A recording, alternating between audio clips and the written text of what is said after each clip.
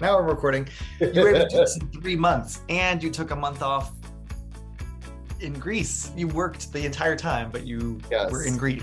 Well, I So was working a lot too. So you, my whole team chasing my tail constantly. So so have you looked at the results? I Yeah. have not looked at the results yet on Kindle or on Amazon. So Okay, tell well, me, what are our current results right now? so you are #1 in yoga in Canada. Like, yep, just hands down. Hold on, I literally just sent an email with all this amazing information. Okay, ready? You're #1 in exercise and fitness, like the whole thing. Like exercise and fitness, you are number Are one you today. kidding me? No, Number you are one in exercise and fitness. in under Kindle. Yep. That's how, like, goosebumps everywhere. Wow, that's like Um, something to brag about. My book was number one on exercise and fitness. yep. Yep. And under you're #1 in chronic pain, you're #1 in I just said exercise and fitness, you're #1 in diseases and physical ailments, you're #1 in um all physical impairments, in you are basically #1 in every single category that we shot for. That's incredible. And then some, right? We weren't even shooting for the exercise and oh yeah, by the way, you're #1 in yoga, right? For the United States. Like, that's amazing. It's amazing. That's Every amazing. time I look. I really owe it all to my community. And Yeah. just in the launch party last night, the virtual launch party we had, one of the things that really touched my heart so much was how much love and support. Yeah. It felt like such a big moment because I feel like there's so many forces that are trying to divide us in the world, and whether they're perceived or real or whatever. But last night I just felt like we were just all in celebration and of human accomplishment. And while I'm carrying this torch of that accomplishment, I feel like we're all participating because everybody has been a part of this kind of journey with me. And it's just it was such a special feeling to just kind of marinate in that in that success of like, look at what we can accomplish when we come together. There So was a lot of love and there was a lot of people. It was a pretty big virtual book launch party. I gotta say.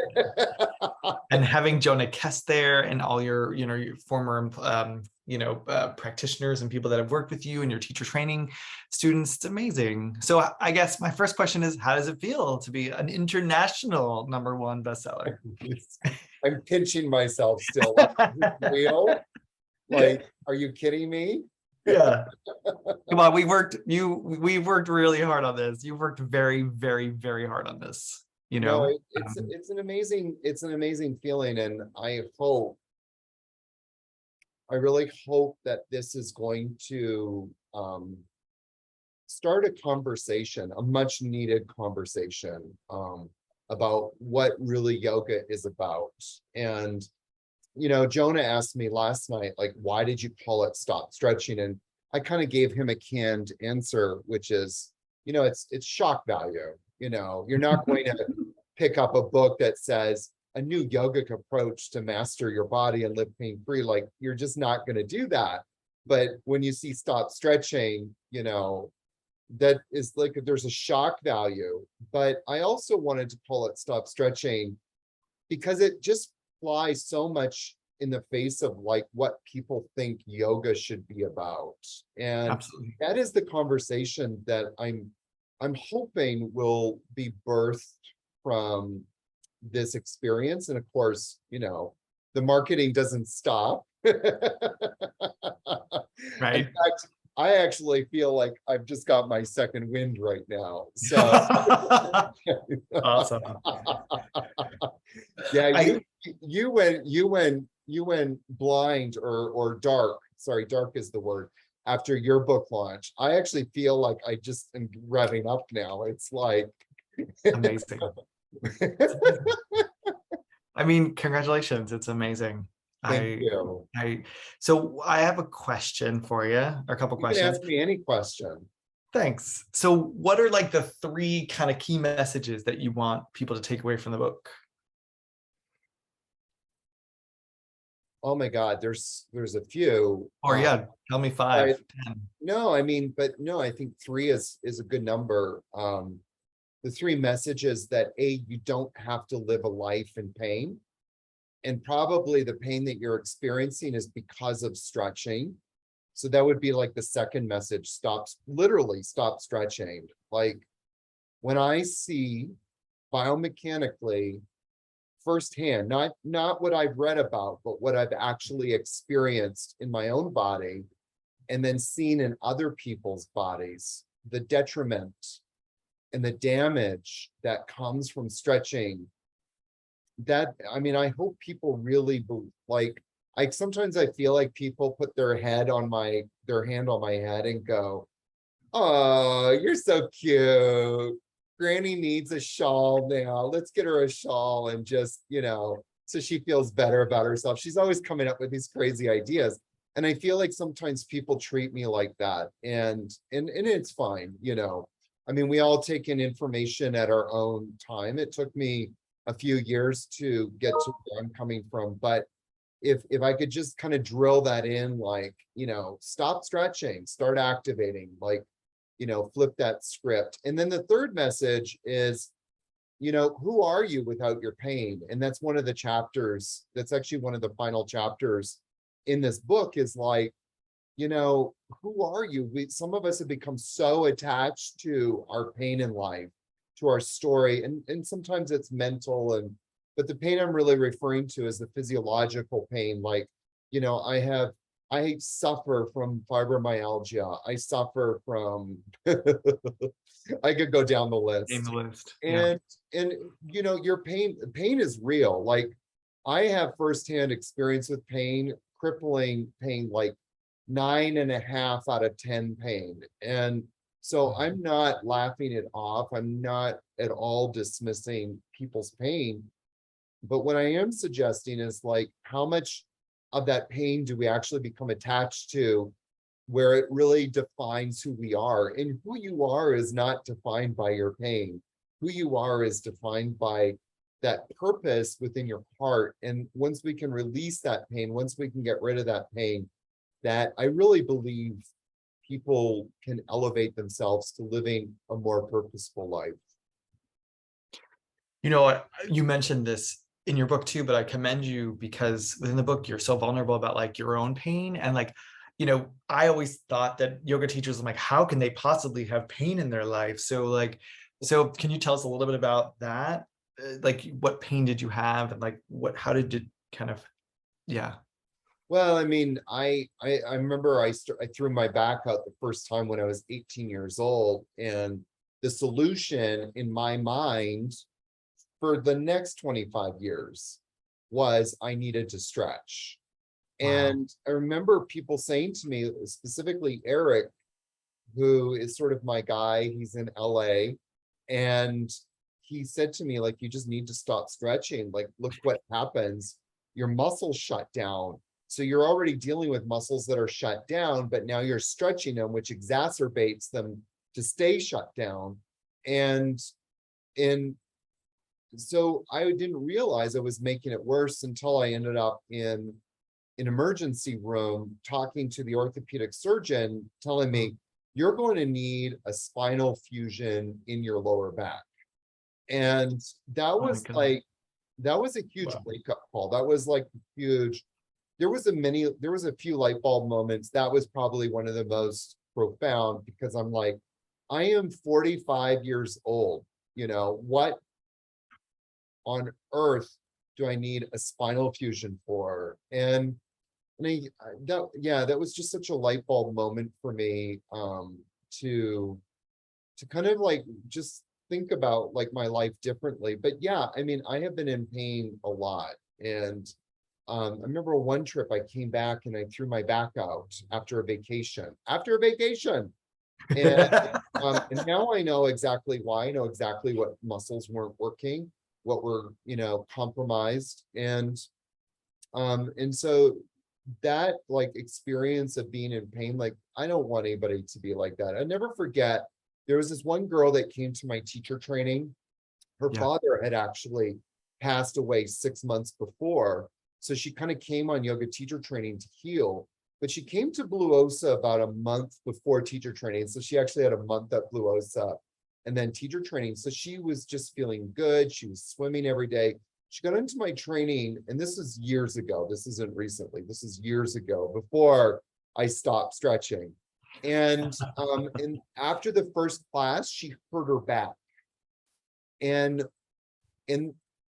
there's so many things to unpack, but she was 22. She hurt her back so bad she couldn't do the rest of the teacher training. She had to stay in bed because she hurt her back so much. And what that moment taught me more than anything is that when we're in pain, we're completely useless in life, because all of our attention, all of our energy is geared towards healing our pain, getting out of pain. I know from firsthand experience, but to see it with somebody else who came with that intention of like, I'm going to work on myself, and then experience crippling pain where she couldn't do anything. She was 22. She had to bow out of the rest of the training. And it was just like, we've got to do better. We've got to take care of our bodies differently. And some of the old paradigms just do not work anymore. Yeah. So then when you say stop stretching, then what are you, I know you use the AYAMA, that's your trademarked approach, right? So like, explain to me, instead of stretching, what should we be doing? We shouldn't be stretching. So when I say stretching, like if you're standing up and you bend forward to try and grab your toes, and not only are you passively moving into a pose, but then you're actually forcibly pulling yourself deeper into that pose. So that's what I'm talking about when I talk about stretching. And of course, I could pull up a zillion other examples. But what we should be doing, like if you're going to do that pose, what I just said, and you want to kind of flip the script a little bit, I don't know that I would actually necessarily start with this pose, but the way you start to shift it a little bit is like, let's leave our hands on our hips and come forward. Let's do a few plank poses first to activate our core muscles, which our core muscles do so much, but one of them is stability as we, come into forward fold. So it's kind of like instead of looking at like what muscles need to lengthen, instead look at what muscles need to shorten and start making sure that those muscles that need to shorten are activated properly. So that's in a very small nutshell, but you can find out more in stretching. So just go onto Amazon, type in stop stretching, go buy the ebook. And by the way, you are number one in yoga for, no, wait, you were number one in yoga for physical books as well, not just ebooks, physical books. I'm going to confirm it right now as at the top of my list. I remember I think we were getting up there for chronic pain, and I think that we were up there for men's health as well in the physical book. Yep, you are okay, so now you are number one in chronic pain. This is in regular books. Number one in chronic pain. Number one in all of the United States. That's amazing. That's amazing. Look, you probably can't see it, but and then you're number three in back pain. Number three in back pain of all the books. Oh my God. And you're number 9 now in men's health. So you're like literally top 10. Climbing up there. Yeah, it's amazing. I haven't got the book yet. Please.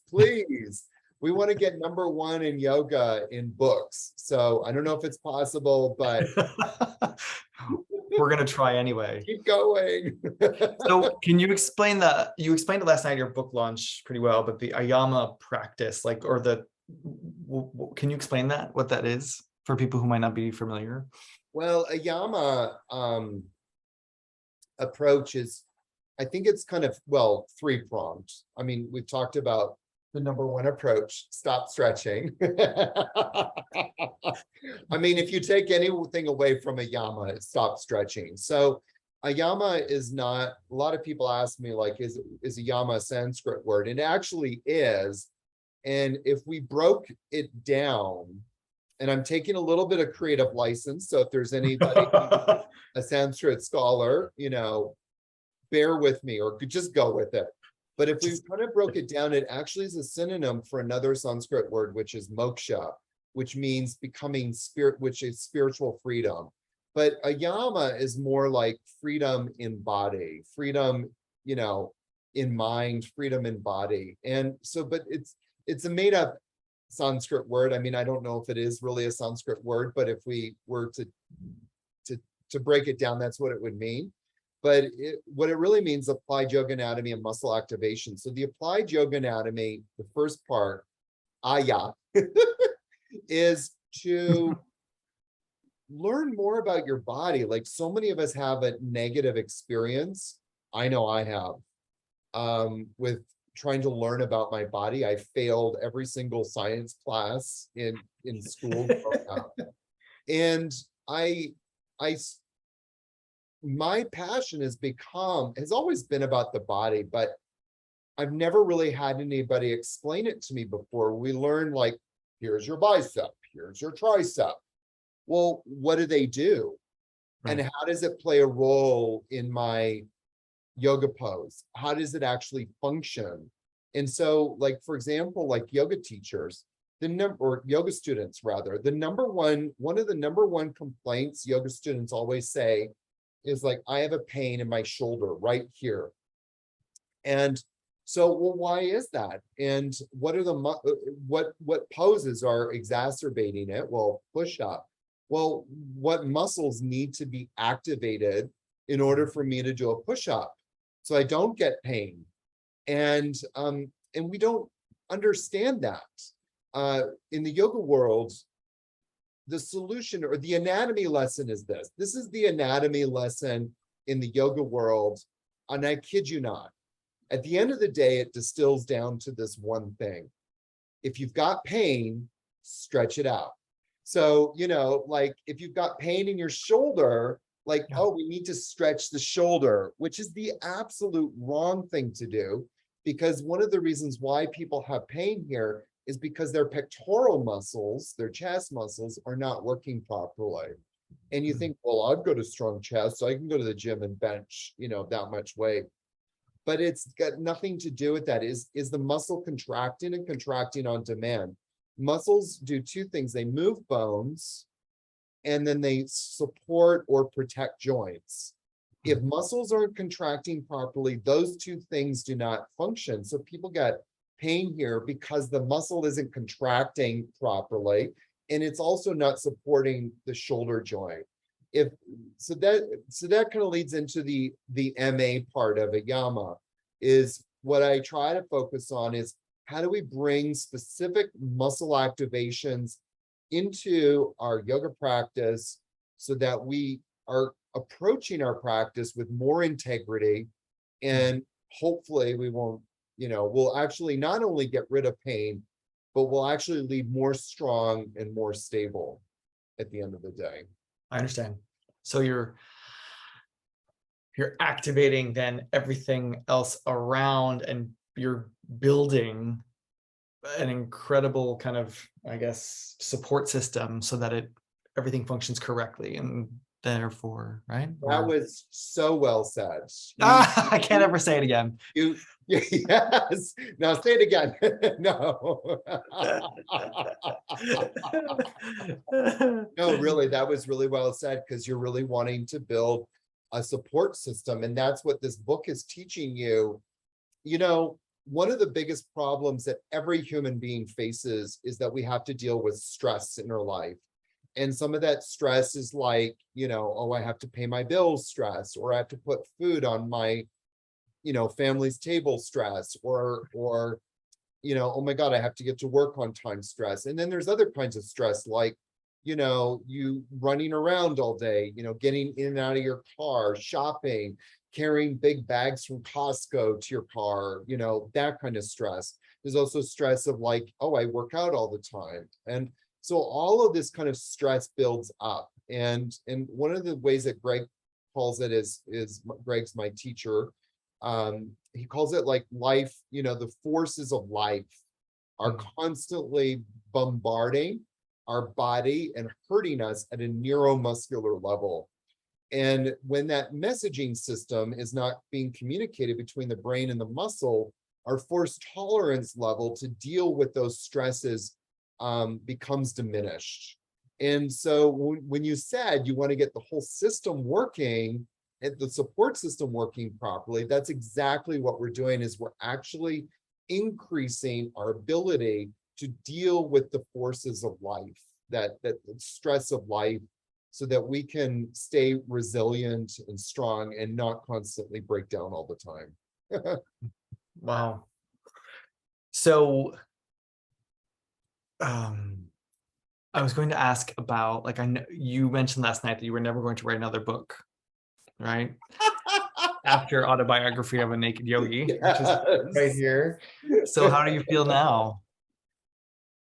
I still feel the same. I mean, there's a part of me that wants to go back and kind of rewrite Autobiography of a Naked Yogi. And I have this title in my head, How to Live a Joyful Life. Yeah. And I think it'll be just a combination of a lot of, ideas all in one book. I've been interviewed a lot recently on podcasts, and I had this one woman who interviewed me on her podcast, and she said, what are 5 takeaways that you want, people to have? And on that, and what it kind of made me realize, like, that's my next book, those 5 takeaways, like, that's my next book.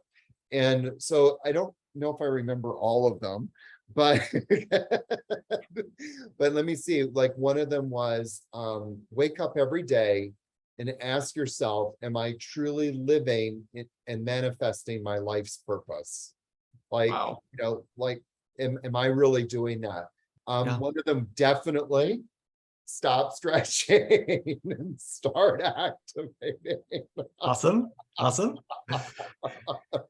So, and the other 3, I can't pull them out right now. I mean, no worries.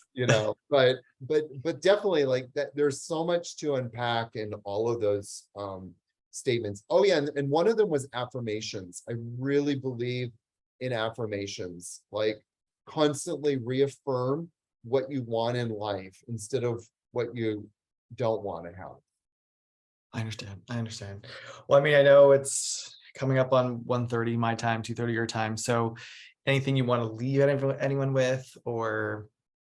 Well, I just want to express, if you're watching this right now, or watching it in the future, thank you so much to everybody for really, being part of this successful project. I mean, yes, it's my name that's on the billboard, but all of you guys' name is there in my heart.